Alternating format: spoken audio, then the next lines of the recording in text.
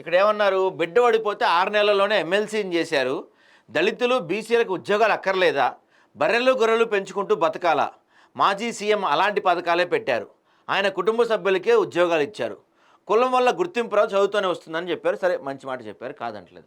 కానీ మీరు ఏమంటున్నారు? ఆయన బర్రెలు, గొర్రెలు పెంచుకోమని బతకమని చెప్పి అన్నాడు అని చెప్పి మీరు అంటున్నారు. మరి ఉద్యోగాలు అడిగితే ఏదో స్కీమ్ పేరుతో డబ్బులు తీసుకోండి, అంతేగాని ఉద్యోగాలు అడగండి అని చెప్పి అన్నారని మీరు చెప్తున్నారు. మరి మీరు వచ్చాక ఏం మార్చారు దీన్ని?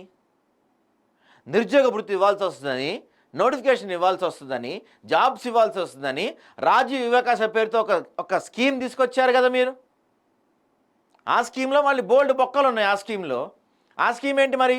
వాళ్ళని మీరు బిజినెస్లు పెట్టుకోండి, మేము లోన్లు ఇస్తాం, ఉద్యోగాల కోసం వెయిట్ చేయకండి అని మీరు చెప్పిందే కదా ఆ స్కీమ్ కూడా.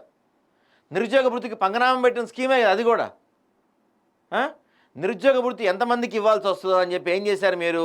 నిరుద్యోగులు ఎక్కువ మంది ఉంటారు, అంతమందికి మనం నిరుద్యోగ భృతి ఇవ్వలేము, అదేదో వీళ్ళందరినీ రాజీవ్ వికాస్ అప్లై చేసుకోమని చెప్తాం, అందరూ అప్లై చేసుకుంటారు.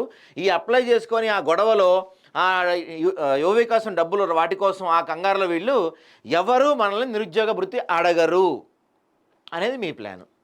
అంతేగా, దానికోసమేగా మీరు నిరుద్యోగ భృతి తీసుకొచ్చింది, రాజీవ్ వికాసం తీసుకొచ్చింది.